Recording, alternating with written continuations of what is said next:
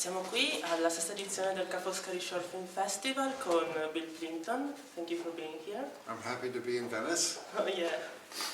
And well, let's start from the beginning. And you started as a cartoonist and illustrator. Why did you choose to tell stories through drawings that move and pass to animation? Well, initially I wanted to be an animator. And that was my goal in life, was to make animated films. However, when I graduated from college, animation was dead. And there was no opportunity, there was no distribution, and it was very sad a time in America for animation. So I moved to New York City and I became a illustrator and cartoonist. And I did that for 15 years. And so even though I wasn't making my movies, I was learning how to draw better, how to tell stories, how to make gags. So it wasn't wasted time. And then in 1987, when I did my first cartoon, it was a huge success because it was, I learned how to tell stories, and I learned how to make people laugh, and I learned how to draw better. So I think that was the reason that the film Your Face was such a success. Well, one of your mottos is cheap, short and funny. Right. Can you explain what do you mean by that? Sure. In fact, I was having breakfast this morning with the Indian filmmaker, and I told him that I love short films. And he says, yeah, you can't make money on short films, it's impossible. I said, well, you should come to my class because short films are a great art form. They're, you can tell fantastic stories in 5 minutes, 6 minutes. And also there's a market for it. There's a place to sell these films. There's a way to make money on short films.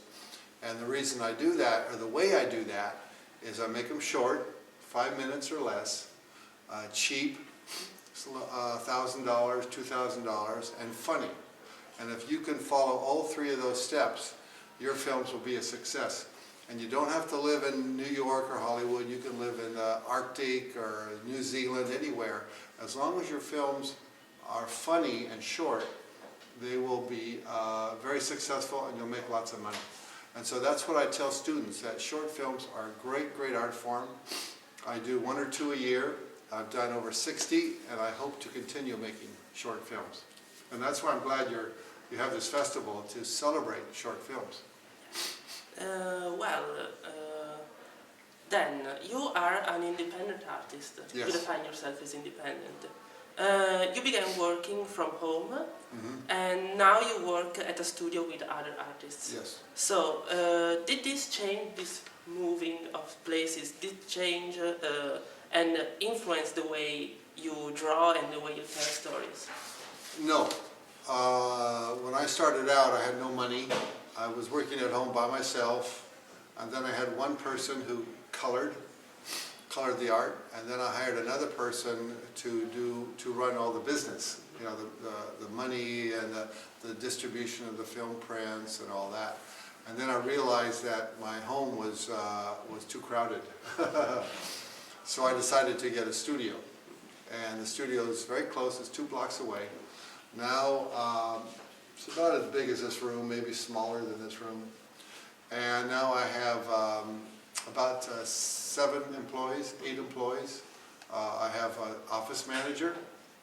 I have a producer who produces my films. I have an art director.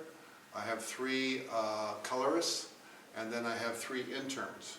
So that's about 9, maybe 10 people actually. So it's a nice group, but I still make my films the same way. I still make my own stories. I make my own backgrounds, my own character designs, my own animation, and I draw my own backgrounds. So it's still pretty much the same. Your work presents very funny content, as you said, but with sudden shifts in mood and atmosphere. A film might start as a thriller, then change into the erotic, and then again change into the comic. And all this in a span of a few minutes. When you talk about artistic freedom, do you mean the possibility of exploring every possible emotional and conceptual solution? To me, the value of artistic freedom means that whatever is in my imagination, I can make a film about it. Now, it's not total freedom because there is some censorship. If it's too graphic or too violent or it's just not funny, I censor it. But I think I have a lot more freedom than people in Hollywood who have many producers and marketing executives and lawyers. They all say, no, you must change, change, change. No one tells me to change except maybe my conscience. And so I like that. It's very good. However, the bad side is that it's difficult for me to get money for distribution because I'm independent. I don't have a distribution company with me.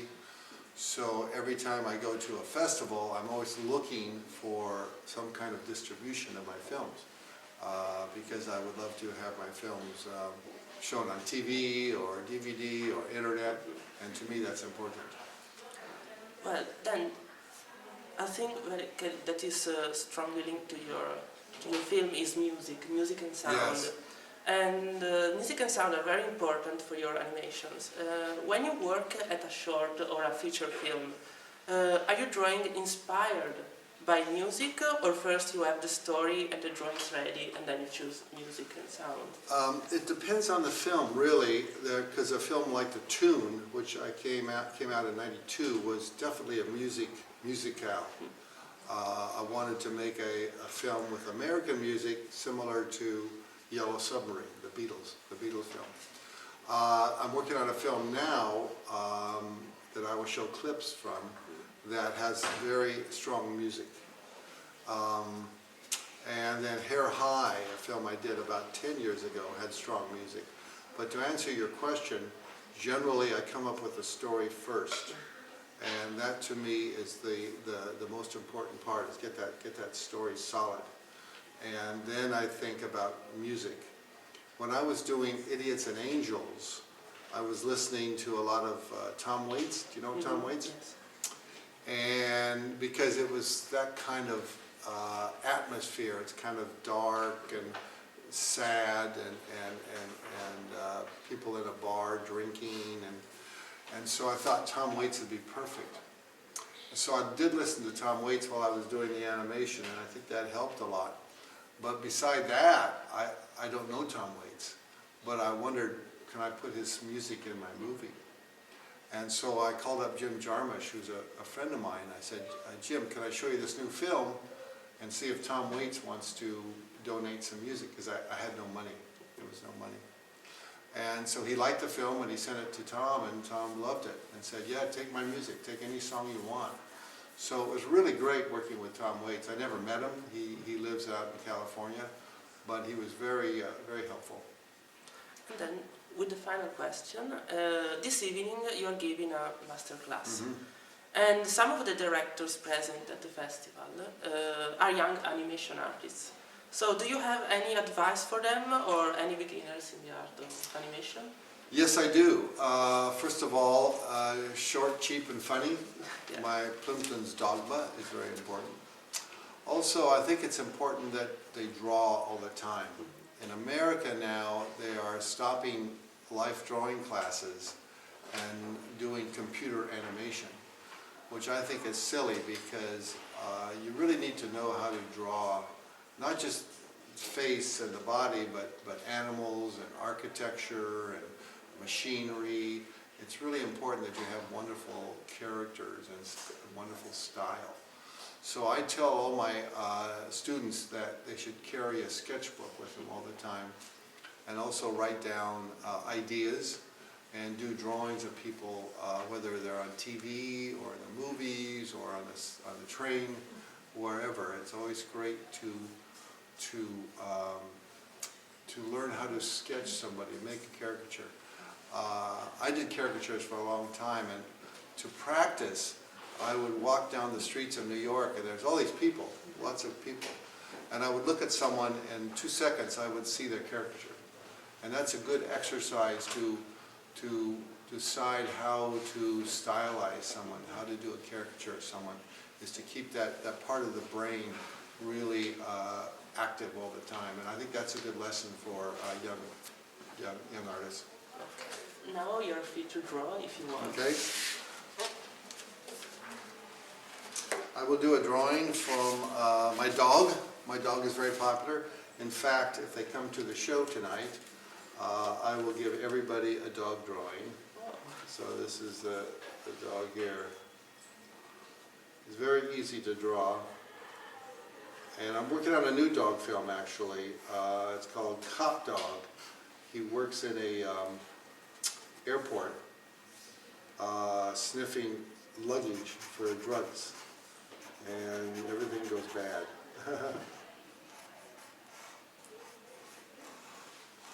It's kind of like a beach ball. He bounces a lot. I like to put little fur on him, a little dirt and saliva.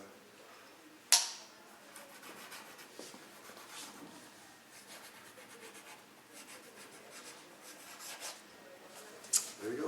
Okay. Thank you very much. You're welcome.